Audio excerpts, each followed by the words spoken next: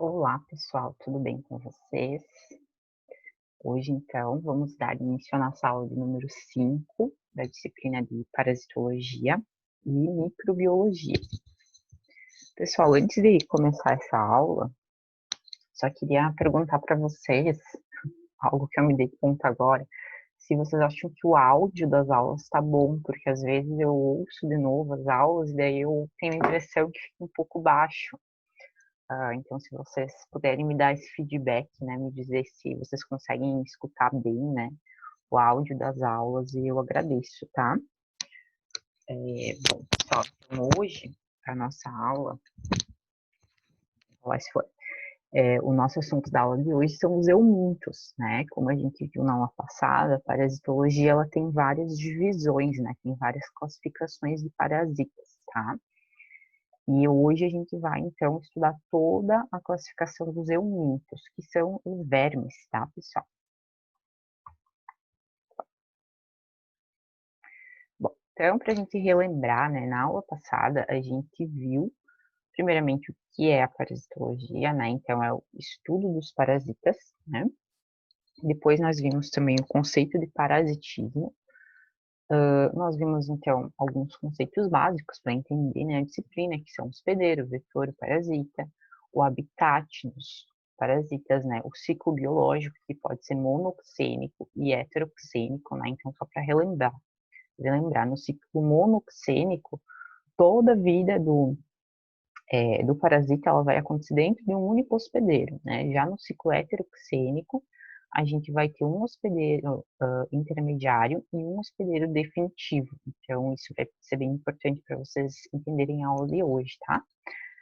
As formas de contaminação, né, dos parasitas, o período de incubação e o período pré-patente e as ações dos parasitas sobre os hospedeiros, né?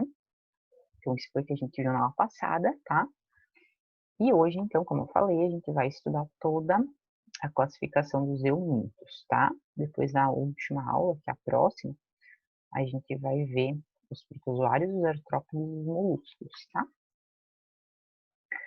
Bom, então, a eumintologia, né, é o estudo dos vermes, tá, pessoal? Eumin, né, deriva do grego, que significa verme, tá? Então, logo, eumintologia é o estudo dos vermes, tá? Então, as características principais desse grupo todo, né, dos eumintos, é que eles são invertebrados, então eles não têm ossos, né, não têm esqueleto, a ausência de esqueleto, né, o corpo deles é alongado, então eles geralmente são compridos, apesar de que tem alguns vermes que são um pouquinho mais curtos, mas alguns deles são bem compridinhos. Os apêndices, eles têm apêndices para fixação, então eles têm estruturas que permitem que eles se fixem no seu hospedeiro, tá? E eles não têm sistema circulatório, né? Então eles não têm um coração que bombeia sangue, né? Que faz todas as trocas, eles não têm essa complexidade, né? No organismo deles. Então, os eumintos, eles se dividem em neumateumintos e plateumintos. Então, primeiro nós vamos começar vendo os nemateumintos, tá? Então, os nemateumintos, eles são vermes que têm o formato de fio, certo, pessoal? Então, eles são vermes redondos e cilíndricos, compridinhos, né? Eles têm um sistema digestivo complexo, que é composto por boca e ânus. São envolvidos por uma cutícula lisa e resistente. Então, eles têm uma camada, assim, como se fosse uma pele, assim, bem resistente que envolve eles, tá? Eles não apresentam sistema circulatório nem respiratório. As trocas gasosas, então, ocorrem por difusão através da superfície corporal, né? Então, eles não têm um pulmão, eles fazem a respiração através da própria pele, né? O oxigênio e o gás carbônico vão passando na pele mesmo. A pele deles que faz essa função. Eles têm reprodução sexuada, ou seja, precisa ter o macho e precisa ter a fêmea, tá? Então, o macho, ele costuma ser menor que a fêmea, eles põem ovos, né? E a transmissão vai ocorrer pela larva, tá? Então, a larva, de praticamente todos os vermes, ela vai ter o formato rabditoide e o formato filarioide. E esse formato filarioide é o formato que é capaz de infectar, né? Então, essa larva rabditoide, ela ainda não é capaz de infectar. Só quando a larva atinge o formato filaroide é que ela se torna infectante, então pode estar parasitando o ser humano. Né? Então, aqui tem um exemplo, né, de como funciona mais ou menos a morfologia, né, dos nematelmintos. Então, aqui a gente pode ver um nematelminto do sexo feminino, que ele é mais comprido, e o masculino, além dele ser mais curtinho, ele tem a cauda assim arredondada, né? E ele tem também como se fosse um pequeno órgão reprodutor masculino, que é uma cloaca com espículas copulatórias, né? Então, é a partir disso aqui que ele vai fazer a reprodução, né? Já a fêmea, ela tem poro genital, né? Como a gente pode ver. E aqui seriam as larvas, tá? Aliás, os ovos, né? Dos nematelmintos. Tem esse formato. Então, o primeiro nematelminto que a gente vai ver vai ser a lombriga, tá, gente? Que é o Ascaris lumbricoides. Né? O Ascaris lumbricoides, que é a lombriga, ele tem a cor branco-leitosa, ele tem uma boca com 3 lábios, que a gente não consegue ver, né? Mas ela existe. O macho, ele tem de 15 a 20 centímetros e a fêmea tem de 25 a 40, então ela é bem maior, né? Os ovos, eles são bem pequeninos, eles têm 50 micrômetros, tá? E o habitat deles é o intestino delgado humano, sendo que eles parasitam a porção do jejuno e do ilho, tá bom? Então, o ciclo da lombriga, né, gente, ele acontece da seguinte maneira, tá? Todos os parasitas que a gente for ver, a gente vai ver como acontece o ciclo, tá? Então, começa assim, os ovos, eles são eliminados pelas fezes, né, do hospedeiro. Então, esse ovo, ele vai tá, por exemplo, aqui nessa imagem, no pulso, né, ou no solo mesmo, né, por isso que a gente, uma coisa importante, né, para evitar as parasitoses é o saneamento básico, né, porque se a água for tratada, não vai ter contaminação por nenhum tipo de agente infectante, né, mas nesse caso aqui, por exemplo, numa situação onde a água não é tratada, vamos supor que esse ovo vai parar dentro de um poço, então a pessoa vai tomar a água ou ingerir alimentos que estejam contaminados por esse ovo, vai ingerir os ovos, então, e esse ovo, ele vai liberar uma larva, essa larva vai perfurar o intestino e cair na circulação sanguínea, então a lombriga, ela vai lá no coração, nos pulmões, no esôfago, para depois ela ir para o intestino, né, então olha em quantos lugares ela passa, né, indo para o sangue, ela vai passar por todos os órgãos, né, para ir para o intestino. Lá no intestino, o verme ele vai ter a vida adulta, né? E aí pode chegar até 30 centímetros e aí começa o ciclo novamente. Os ovos vão sair nas fezes.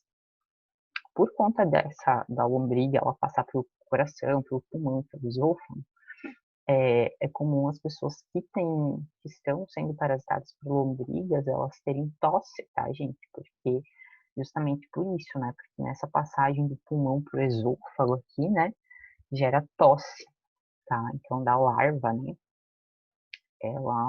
Um dos sintomas da parasitose por lombriga é irritação no pulmão, na garganta, né, e tosse.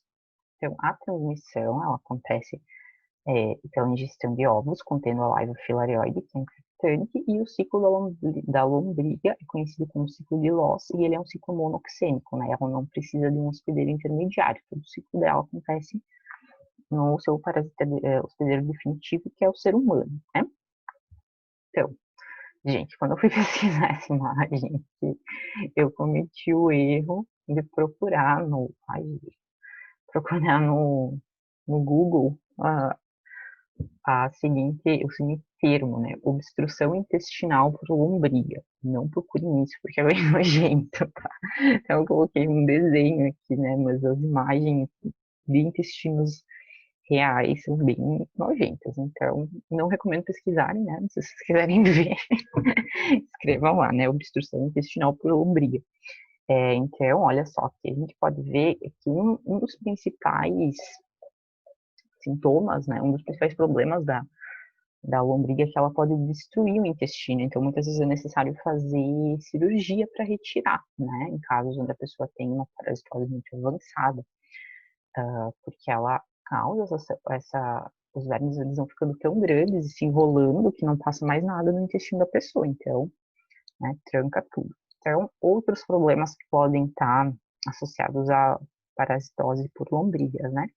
Distúrbios hepáticos, então, problemas no fígado, né? A síndrome de Loeffler, que é a pneumonia associada à febre, tosse, seca, bronquite e dor torácica, né? Por aquilo que eu falei, que quando elas fazem essa passagem do pulmão para o esôfago, elas podem estar causando tosse, etc. Elas têm ação espoliadora, então elas absorvem o sangue e nutrientes dos seus hospedeiros, então a pessoa fica fraca, fica anêmica, fica com amarelão, né, com hepatite, enfim, várias coisas. Hepatite não, tá, gente? Amarelão mesmo, né, que antigamente chamavam, né, era muito atribuída a parasitose por algum parasita, podendo ser por lombrigas também, né, porque ela vai sugando a pessoa, né, vai sugando todos os nutrientes. E a ação mecânica, que é a obstrução intestinal, né, que a gente já falou. Então, vocês lembram que no final da aula passada a gente viu como os parasitas podem estar agindo sobre os hospedeiros. Então, a ação espoliadora e a ação mecânica são duas dessas ações, né? Que é o que a lombriga produz, tá? O diagnóstico, então, do parasitismo por lombrigas é através da anamnese da expulsão de vermes, né? Também pode se fazer o exame de fezes. E a profilaxia é o tratamento em zonas endêmicas, né? Então, tratar com vermífugos. Também o saneamento básico, né? Educação sanitária, então, higienizar os alimentos, né? Ter o tratamento de água, de esgoto, né? Que é muito importante para evitar, né? Por isso que hoje em dia já não tem mais termo, não é uma coisa tão comum, né? Antigamente, se vocês perguntarem para os pais de vocês, né? Pode ser que eles contem alguma história de alguém que defecou um verme, né? Que tinha, né, problemas de verme, porque antigamente, quando não tinha saneamento básico, era muito comum as parasitoses, né? A próxima, então, próximo verme, né, próximo eumínto que a gente vai ver na classe dos nematelmintos é a larva migrans, tá? Que ela é conhecida como bicho geográfico. Gente, eu trouxe só os parasitas mais conhecidos, né? Porque tinham muitos, então, assim, não ia dar tempo da gente ver todos, mas eu coloquei os mais importantes, que são os que mais acontecem aqui na nossa região, né? Então, a larva migrans, ela normalmente ela parasita os cães ou gatos, mas o ser humano ele pode ser um hospedeiro acidental, tá? Então, lembram, né, que a gente viu lá o hospedeiro acidental, o hospedeiro definitivo e o hospedeiro intermediário, né? Então, o hospedeiro definitivo dela são os cães e gatos, mas ocasionalmente ela pode vir a parasitar o ser humano, tá? Quando ela parasita o ser humano, ela vai parasitar o tecido cutâneo, né, a pele. Já nos cães e gatos, ela parasita o intestino. Então, como é que acontece o ciclo da larva migrans, né? O cão e o gato lá parasitados com esse parasita, eles vão eliminar os ovos nas fezes e vão eliminar no solo, né? O bicho geográfico ele é muito comum, ele é conhecido também como o bicho da areia, bicho de praia, né? Porque é comum as crianças pegarem quando brincam na areia, né? Então, se um animal que estava contaminado fizer cocô lá naquela areia, pode ficar, né? Então, os ovos, e esses ovos no ambiente externo, eles vão evoluir até se tornar ovos larvados, né? Então, esses ovos com larvas, né? A larva, ela vai eclodir e vai penetrar pela pele, né? E das crianças, por exemplo, que estiverem lá brincando na areia, tá? Então, nos animais, ela também faz essa transmissão, penetração transcutânea, mas também ela pode ser, os animais podem se contaminar ingerindo a larva, né? Já no ser humano, ela só vai fazer, sim, contaminação a partir da penetração, tá? Então, a manifestação clínica, a manifestação clínica do bicho geográfico é uma irritação na pele, né? Ela forma um caminho, assim, né? Por onde ela passa, ela vai irritando a pele, ela vai formando como se fosse um mapa, né? Por isso o nome dele é bicho geográfico, tá? O nome popular, né? Então, ela forma esse rastro e causa, então, a dermatite serpiginosa. O diagnóstico vai ser através da anamnese e do aspecto clínico da lesão, e o tratamento vai ser com indicações antivermes, tá? O próximo parasita que a gente vai ver é o Enterópios vermiculares, que é o oxilro. Esse também é um parasita bem comum, né? Então, as características dele são ser branco leitoso, ele tem asas cefálicas, né? O macho, ele mede de 0,5 centímetro a 1 centímetro, a fêmea, chegando a 1 centímetro, né? Então ele é bem pequenininho, mas vocês podem ver que ele tem esse formato alongado. Os ovos, eles variam de 50 a 20 micrômetros, né? E o habitat é o intestino grosso humano, seco e apêndice. E a fêmea, ela vai até a região perianal, que como vocês estão vendo nessa figura, né? Porque é no ânus, na região do ânus, é que a fêmea ela vai pôr os ovos, né? Por isso que a principal característica dessa parasitose é a coceira no ânus, né? Então, é a principal sintoma que dá parasitismo por Oshildes, tá?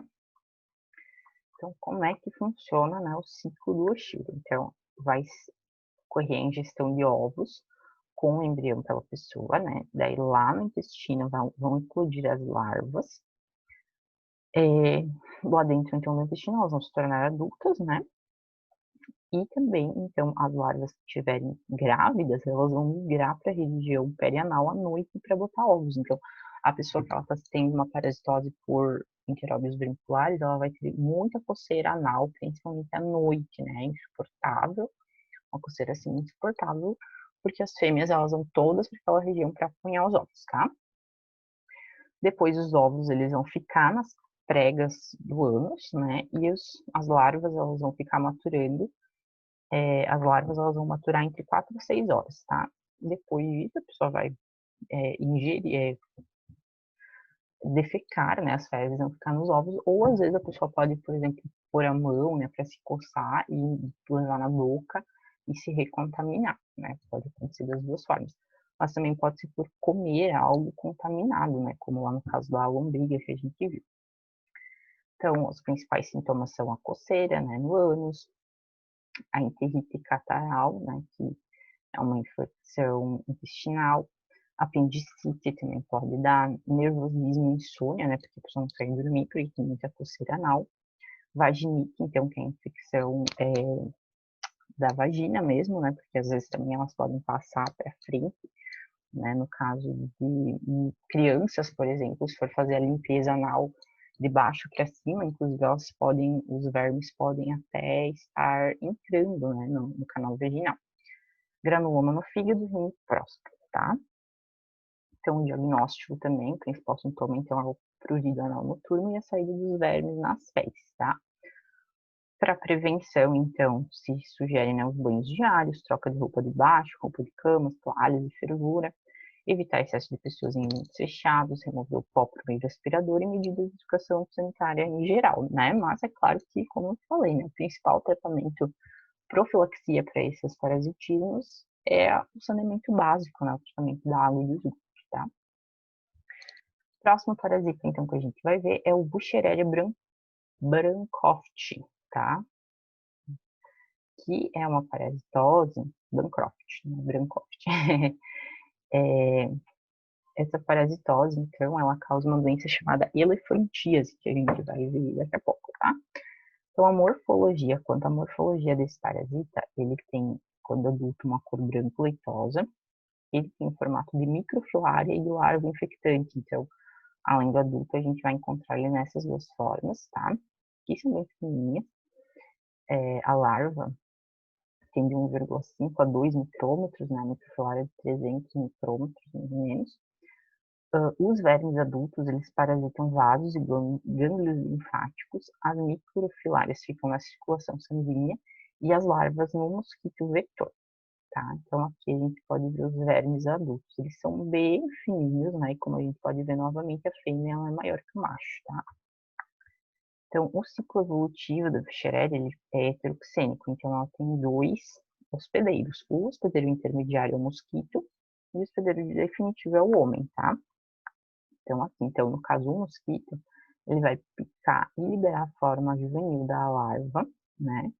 Então, lá no ser humano, o parasita vai se desenvolver até a fase adulta nos vasos e nódulos linfáticos. Então, ela parasita o sistema linfático, né? Quando está adulto já. A fêmea parasita libera pequenas larvas nos vasos sanguíneos. O mosquito, então, no caso, as larvinhas, daí vão ficar nos vasos sanguíneos. Aí o mosquito vai picar a pessoa e vai se contaminar com essas larvas. As larvas do parasita chegam no intestino do mosquito, também vão fazer toda transição até se desenvolverem as larvas na forma juvenil que vão ir para a cabeça do mosquito e ficar lá no biquinho dele, né? Até então ele novamente picar outra pessoa infectada, tá? Então é uma doença que precisa de um vetor, né? E esse vetor é o mosquito, tá? Bom, as manifestações clínicas, então, a elefantíase, né? Como eu falei para vocês. Como eles parasitam os vasos linfáticos, né, eles fazem com que haja um edema, né? Eles sugam água ali para a região onde eles estão, líquidos, eles causam um edema muito grande, né? Principalmente nos membros inferiores, tá? E o tratamento acontece dos indivíduos, a profilaxia é o tratamento dos indivíduos parasitados, né? Porque se não tiver aqui um mosquito picar para se contaminar, não vai ter, não vai poder espalhar a doença, né? E o combate ao inseto vetor, assim como no caso da dengue, né? E também a melhoria da educação sanitária, tá?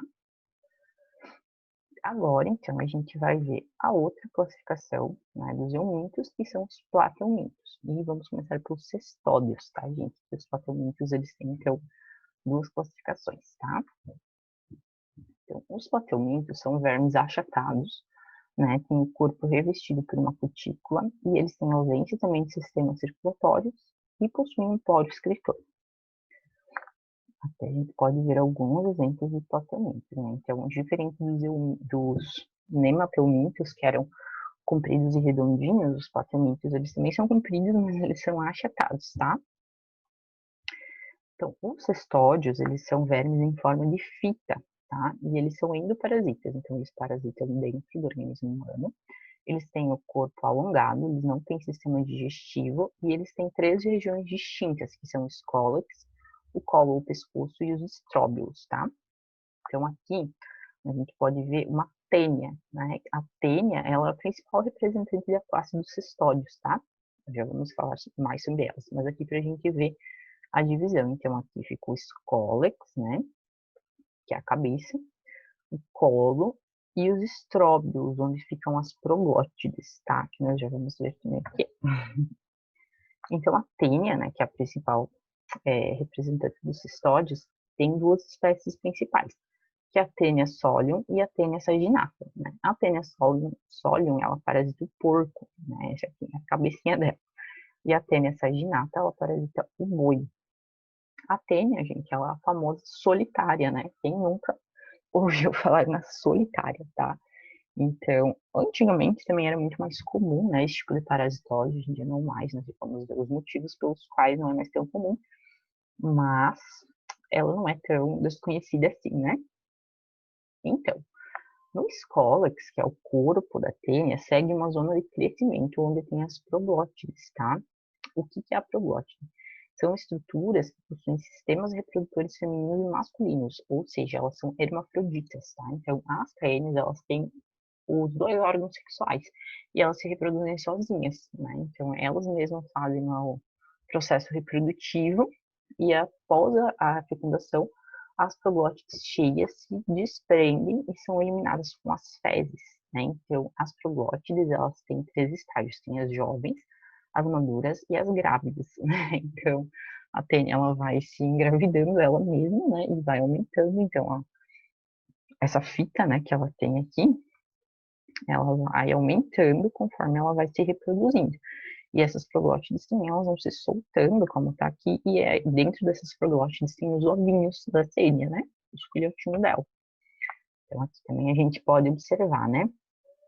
A tênia tem a sua cabecinha, o pescoço e aqui embaixo, então, tem as proglótides. Dentro da proglótide, a gente vai ter os testículos, o útero, o poro genital, o ovário, e aqui ela vai ter os seus bebês, né? Então, aqui a gente pode ver uma tênia, né, uma solitária, que parasita, né? Essa é uma real, né? Olha o tamanho dela, né? Ela é muito longa. Pode chegar a ter tênias, assim, de até 20 metros, assim, acho que foi a maior que já encontraram no organismo humano, né? Então, ela é bem longa e tudo isso aqui são as proglótides dela. Então, o parasita adulto, ele vai parasitar o intestino delgado, mas o ciclo da tênia, ele é heteroxênico, então ele precisa de um hospedeiro intermediário. E no caso da tênia solium é o porco e no caso da tênia saginata é o boi. O hospedeiro definitivo, então, é o ser humano, vai para o intestino humano. Então, como é que funciona o ciclo da tênia, tá, gente? A tênia, antes a gente falar sobre o ciclo, ela pode provocar duas doenças, tá? Anotem isso, porque depois vai cair lá nas questões, tá? Já vou dar uma dica para vocês. Essas questões que tem que fazer depois da aula, vai ter isso e eu não quero ver ninguém errar essa questão, tá? Então, ela pode provocar a teníase e a cisticercose, tá? Então, a teníase, gente, ela ocorre quando a pessoa ingere um cisticerco. E a cisticercose ocorre quando acontece um ovo, quando você ingere o ovo, tá? Então, poderia ser a cisticercose, o cisticerco provoca a cisticercose, mas não, tá? O cisticerco vai fazer com que a pessoa desenvolva a teníase e o ovo vai fazer com que a pessoa desenvolva a cisticercose, tá? É meio contrário, né? Não é igual a palavrinha aqui, tá? Não confundam. Anotem isso então para vocês não confundirem depois na prova. Então, como é que vai acontecer, tá? Deixa eu ver aqui onde começa aqui. O verme adulto, lá no intestino delgado, né, ele vai ter as proglótides grávidas que vão se destacar aí para as fezes. Lá nas fezes, então, a pessoa vai evacuar um ovo, né? Então, a pessoa, por exemplo, ela ingeriu lá um alimento contaminado com o ovo da tênia, ela vai, então, esse ovo, ele vai se instalar no músculo, tá? Pode ser na carne ou pode ser num músculo, num tecido muscular mole, como num órgão, e ele vai formar um cisticerco, tá? Por isso, então, que a pessoa, nesse caso aqui, não vai ter não vai ter o hospedeiro intermediário, né, gente? Então, a pessoa ingerindo o ovo, ela não vai desenvolver a teríase, tá? Ela não vai ter esse verme aqui, ela vai desenvolver a cisticercose, que é como se fosse um grânulo que se forma no tecido muscular e também vai ter sintomas, tá? Muitas vezes sintomas neurológicos, né? Porque esse cisticerco ele pode se formar até no cérebro, tá? Bom, caso não seja a pessoa que ingeriu esse ovo, tenha sido um porco, um boi, tá? Gente do céu, passei. O que que vai acontecer? Vai acontecer também a cisticercose, mas daí quem vai ter a cisticercose é o porco, né? Então, lá na carne do porco, vai se desenvolver um cisticerco, né? Aí a pessoa vai comer a carne contaminada com esse cisticerco, e aí, no organismo humano, o cisticerco vai se transformar num verme adulto, tá? Então, por isso, né? Porque se comer o ovo, o porco, no caso aqui, ele vai ter a mesma coisa que a pessoa, se comer o ovo, né? Mas a pessoa comendo a carne infectada com o cisticerco, aí ela vai desenvolver o verme. Se ela só comer o ovo, ela vai desenvolver a cisticercose, assim como o porco comeu o ovo, né? Caso não tenha ficado claro, gente, vocês me peçam que eu explico novamente, tá? Mas, a princípio é isso, né? Então, nos frigoríficos, né, é feita essa inspeção nas carnes, né? Eu já visitei um frigorífico de porcos, né? E na época que eu fiz estágio, foi na época que eu fiz estágio que eu visitei, quando uma carcaça, ela tem uma quantia lá de cisticercos, a carcaça é descartada, tá? Não é incomum, tá, gente? Não é nem um pouco incomum as carcaças terem cisticercos, tá? No dia que eu fui visitar esse frigorífico, era um frigorífico pequeno, tinha várias carcaças com cisticercos. Acho que nenhuma foi descartada, porque se tiver só um cisticerco, por exemplo, só corta fora aquela parte, entendeu? Mas se tiver muitos cisticercos, aí tem que descartar toda a carcaça, tá? Então, no caso, né, quando a pessoa vai matar um porco em casa, talvez ela não saiba ver, né? Então, por isso pode acontecer essa contaminação mais frequente com as carnes que não são fiscalizadas, tá? Então, o que que acontece, né? Quais são as manifestações clínicas da teníase, que é quando a pessoa ingere o cisticerco, né? Então, a pessoa vai ter inflamação intestinal, né? Consumo de nutrientes, porque daí vai ter a solitária mesmo, a tênia vai se desenvolver, vai parasitar lá o intestino e vai consumir os nutrientes da pessoa, né? Vai inflamar o intestino e tudo mais, né? Porque ela pode crescer e chegar até 20 metros, né? Como a gente viu. No caso da cisticercose, que é quando a pessoa ingere o ovo, né?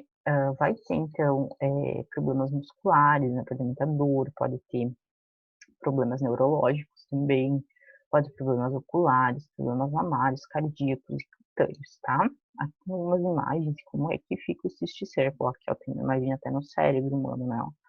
Cada bolinha aqui é um cisticérculo. Então, essa pessoa teve uma cisticercose bem complicada, né? Aqui no intestino, né? Então, é isso aí que acontece, tá? A profilaxia, então, é a cocção das carnes, nunca comer carne de porco crua, né? E até na carne de boi pode ter, mas é bem mais comum a carne de porco, né? Resfriamento das carnes, né? De menos 5 graus por 4 dias. A inspeção das carnes, né? Então, como eu falei para vocês, ó, quando tem mais de 20 cisticercos é descartada a carcaça, né? E daí outros tratamentos que eles aplicam são o tratamento pelo frio, que é o congelamento, o tratamento pelo calor, que é o cozimento, e a salga também destrói os cisticercos, tá? Certo, pessoal? Então agora a gente vai ver a última classe de plateumintos, que são os crematódios, tá?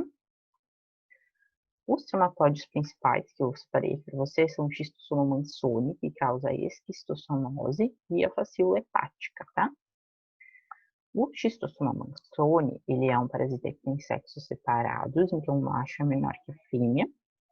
Ele tem um ciclo heteroxêmico, sendo que o hospedeiro intermediário é o caramujo e o hospedeiro definitivo é o homem, tá?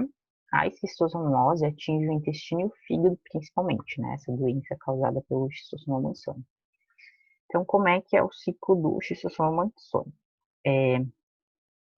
Esse parasita, então, vai estar os ovos, né, nas fezes e na urina também pode estar. Os ovos, eles vão se transformar em miracídios, tá? Os miracídios, eles incubam na água, penetram os caramujos.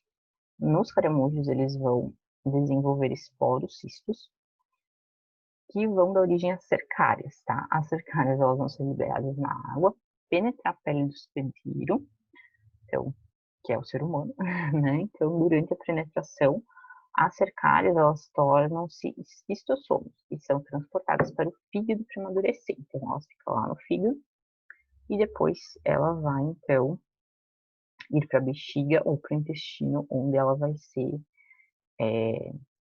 ponhar ovos, né? E também o verme vai pôr ovos e daí esses ovos vão sair ou na urina ou nas fezes, tá? Então, esse que é o ciclo do Schistosoma mansoni, certo? No caso, né, a esquistossomose, ela vai causar essas manifestações no fígado, né? Então, ela vai, porque o principal órgão que ela vai parasitar vai ser o fígado mesmo, tá? E o tratamento vai se dar, né, a partir de tratamento com medicação também antivermes, tá? E a última parasita que a gente vai ver hoje é a facíola hepática. Então, a facíola hepática ela tem um aspecto de folha, ela tem o corpo achatado, coberto de espinhos. Ela é hermafrodita, assim como a tênia, né? Ela tem ela provoca essa doença, que é a fasciolose, que passa de animais para o homem, tá? E o ciclo dela é heteroxêmico. O hospedeiro intermediário dela é o caramujo, e o hospedeiro definitivo é o carneiro, e o homem é só um hospedeiro acidental, tá, gente? Ela normalmente não parasita o homem, tá? Como acontece o ciclo da facíola hepática? Então, os ovos, né, também são liberados pelas fezes, mas daí no caso do carneiro, né? Então, os ovos alcançam a água e formam um miracídio, assim como no caso do xistostoma, porque eles são na mesma família, né? O miracídio eclode, penetra o caramujo. Lá no caramujo ele vai se transformar em esporocisto, rédia e depois cercária. As cercárias, elas insistem e se aderem à vegetação. Aí, no caso, quando o boi ou o carneiro vai pastar, eles vão, né, adquirir esse parasita. No caso, também o ser humano pode estar comendo com esse pasto, né, parasitado pela facíola hepática e pode desenvolver, então, no duodeno, que é no intestino, né, então, a fasciolose, tá? Então, os adultos depois, né, então ele vai ingerir as metacercárias, que são a larvinha, que vão ir no duodeno, e os vermes adultos, eles vão se instalar no fígado, tá? E provocar essa doença, que é a fasciolose, certo? Os sintomas dessa doença são dores abdominais, diarreia, febre, aumento do fígado, aumento nos leucócitos, diminuição nos eosinófilos, emagrecimento, constipação, anorexia, dispepsia, má digestão, má absorção alimentar e icterícia, que é o amarelão, né, que é o amarelo. E o tratamento é principalmente cirúrgico, com a extração dos vermes, tá? Então precisa fazer uma cirurgia para tirar. Para ter um controle dessa doença, então, normalmente o que se faz é destruir os caramujos, tratar os animais que estão parasitados, para que eles não façam cocô, né, e contaminem os outros, né. Não faz cocô contaminado, né, no caso, mas enfim, se um animal tá, por exemplo, um carneiro do bando lá tá parasitado, ele vai fazer cocô na água, os outros vão lá, vão pastar, todo o rebanho vai ser contaminado também, né. Isolamento de pastos úmidos para impedir a entrada dos animais, não beber água de alagadiços e córregos, apenas água filtrada tratada, não plantar agrião em área que possa ser contaminada por fezes de ruminantes, né? Então, nesse caso, por exemplo, se você plantar agrião no lugar onde os animais fazem cocô, pode estar se contaminando com esse parasita. Nem comer agrião proveniente de zonas de risco, tá? Gente, por hoje seria isso, né? Então, se vocês tiverem alguma dúvida, né? Como sempre, me mandem, tá? E é isso, gente. Por hoje é só. Tenham uma boa semana e bons estudos para vocês.